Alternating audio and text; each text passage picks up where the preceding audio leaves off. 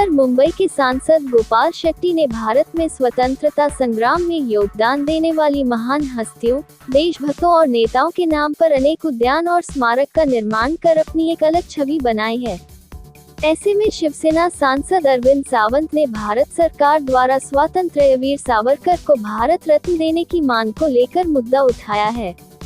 इस संदर्भ में गोपाल शेट्टी ने सावरकर स्मारक के सामने संवाददाताओं से कहा कि मैं सांसद अरविंद सावंत की मांग का स्वागत करता हूं, लेकिन प्रखर हिंदुत्ववादी स्वतंत्रता सेनानी, साहसी देशभक्त वीर सावरकर जी को भारत रत्न प्रदान हो, इस हेतु मैं सन 2019 से प्रयत्नशील हूं। 16 अक्टूबर 2019 को मैंने गृह मंत्री अमित शाह को विस्तृत पत्र भी लिखा है। इसके साथ 5 मार्च 2022 को इस विभाग के भारत सरकार में मंत्री नित्यानंद राय ने मुझे सूचित किया है कि प्रधानमंत्री नरेंद्र मोदी और फिर देश के राष्ट्रपति इस मुद्दे पर फैसला करेंगे, जिसका अर्थ है कि स्वतंत्र वीर सावरकर को भारत रत्न देने की प्रक्रिया चल रही है और निश्चित रूप से जल्द ही इसकी घोषणा की जाएगी। वीर सावरकर को लेकर लगातार देश में लोगों के मन में एक सद्भाव, प्रेम भाव रहता है। ऐसे में जिस तरह से अरविंद सावंत जी ने आवाज बुलंद की है कि उन्हें भी भारत रत्न देना चाहिए, जिससे हमारा देश भी बड़ा होगा और हमारा सम्मान भी बढ़ेगा, इस पर आपकी क्या प्रतिक्रिया है? निश्चित अरविंद सावंत जी का मैं अभिनंदन करना चाहूँगा। वीर सावरकर जी को कल उनके जयंती के अवसर पर भारत सरकार ने भारत रत्न देना चाहिए, इस बात की उन्होंने मांग की। मैं 2019 से इस काम के पीछे लगा हूँ और ये पूरा प्रोसेस होकर 2022 को जो सम्मान्य मंत्री नित्यानंद राय जी है, उनका 5 मार्च 2022 को मुझे उत्तर आया और मैंने बात 2019 में मांग की गए वीर सावरकर जी को भारत रत्न देना चाहिए। अरविंद सावंत जी का फिर एक बार मैं अभिनंदन करना चाहूँगा। ये जो वीर सावरकर उद्यान पे हम यहाँ पर खड़े हैं, इतनी अच्छी प्रतिमा आप देख रहे हो, ये 2008 में लगा था और इसका उद्घाटन उन दिनों के गुजरात के मुख्यमंत्री नरेंद्र मोदी जी ने किया था, जो आज देश के प्रधानमंत्री हैं। उन दिनों में कांग्रेस और राष्ट्रवादी की सरकार हुआ करती थी। जब मुझे परमिशन मिला, आर पाटिल साहब को मैं आज याद करना चाहूँगा, जो हमारे बीच में नहीं, बहुत भले व्यक्ति थे, उन्होंने मुझे इसका परमिशन दिया है। तो आज मैं अरविंद सावंत का अभिनंदन करते हुए ये मांग करूँगा कि मैं जब विधायक था तो मैंने एक प्रपोजल और महाराष्ट्र सरकार में रखा था कि वीर सावरकर जी का तैल चित्र महाराष्ट्र के विधान भवन में लगना चाहिए, जो कांग्रेस और राष्ट्रवादी ने उन्होंने उन दिनों में लगाया नहीं। लेकिन आज उद्धव जी मुख्यमंत्री है और जब भारत रत्न मोदी जी ने देना तो देना ही चाहिए, लेकिन महाराष्ट्र सरकार ने जो अपना काम करना चाहिए वो तो करना चाहिए। मैं चाहता हूं कि तुरंत वीर सावरकर जी की प्रतिमा महाराष्ट्र के विधानसभा में लगे, ताकि फिर एक बार ये आवाज़ गूंजने लगेगी और इस बात को हम सब लोग मिलकर, हिंदुत्ववादी लोग, शिवसेना के लोग, उनके साथ में मैं भी मिलूँगा और हम भारत सरकार को कहेंगे कि इनका तुरंत भारत रत्न वीर सावरकर जी को देना चाहिए।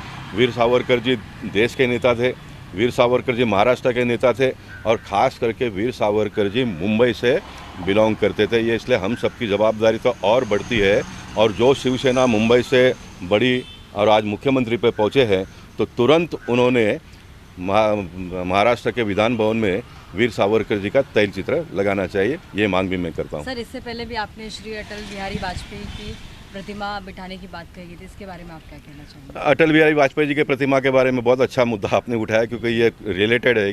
एक जगह पर एक सांसद वीर सावरकर जी को भारत रत्न देने की बात करते हैं, उनका मैं समर्थन करता हूँ, लेकिन वही पार्टी के मुख्यमंत्री उद्धव जी बहुत सारा प्रयास करने के बाद में भी सुनील केदार जो कांग्रेस के मंत्री है, वो मानते नहीं उनका।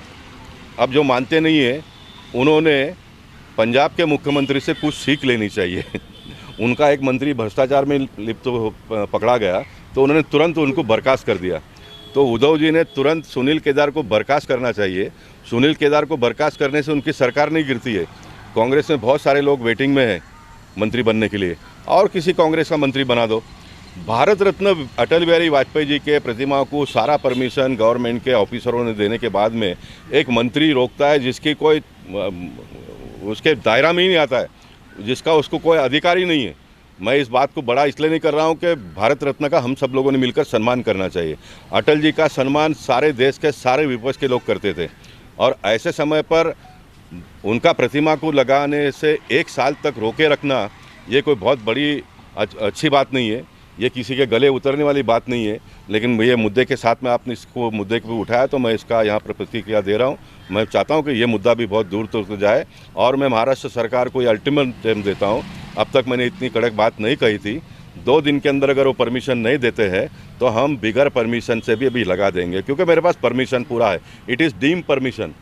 आप सरकार के कामकाज करने के लिए कुछ रूल्स रेगुलेशन बनाए हैं, वो रूल्स रेगुलेशन को अगर ऑफिसर और मंत्री पालते नहीं हैं तो फिर उसका भी व्यवस्था है हमारे देश में। डीम परमिशन है। मैं कोर्ट में भी गया हूँ। कोर्ट का जिस दिन निर्णय आ जाएगा उनको भारी पड़ जाएगा। मैं बहुत क्लियर कट बात करता हूँ। मैं कभी इस प्रकार का आह्वान देता नहीं हूँ। मैं काम करते रहता हूँ। मेरा काम नहीं है सब आह्वान किसी को देना, लेकिन भारत रत्न के साथ में अगर आप खिलवाड़ करोगे तो खामियाजा भुगतनी पड़ेगी। इस बात को भी आप सब लोगों ने ख्याल में रखने की आवश्यकता है, सरकार के लोगों ने। अटल जी हमेशा से निर्विरोध रहे हैं, उनका कोई विरोध नहीं हुआ। ऐसे में उनकी प्रतिमा को लेकर लगातार आपने भी कहा है कि आप विरोध नहीं चाहते उनकी प्रतिमा को लेकर। मैं इसीलिए तो कह रहा हूँ कि हम विरोध नहीं करना चाहते, उसको बहुत हम नीचे के स्तर पर भी ले जाना नहीं चाहते, इसलिए मैं बहुत चुपचाप हूँ। मैं कोर्ट में भी गया हूँ, लेकिन मैं बार मैंने कहा कि कोर्ट से परमिशन लेकर लाकर हमने लगाना ये कोई शोभा नहीं देता है और उद्धव जी ने देना चाहिए। उद्धव जी ने प्रयत्न किया, अजित पवार जी ने प्रयत्न किया, देवेंद्र जी ने महाराष्ट्र के विधान भवन में आवाज़ उठाया। उसके बावजूद भी अगर सुनील केदार नहीं मानता है तो मुख्यमंत्री ने अपनी ताकत बतानी चाहिए ना, अपनी ताकत बतानी चाहिए। आइए डिबेट करें मेरे साथ में, कोई भी उनका कितना भी बड़ा IAS ऑफिसर हो महाराष्ट्र के, सुनील केदार मेरे साथ में आए TUP का डिबेट करे हो। हाँ, अगर वो कुछ मुझे टेक्निकल पॉइंट बता देंगे तो मैं जनता के सामने जो भी मुझे कहना है और उनका सम्मान करना है वो करूँगा।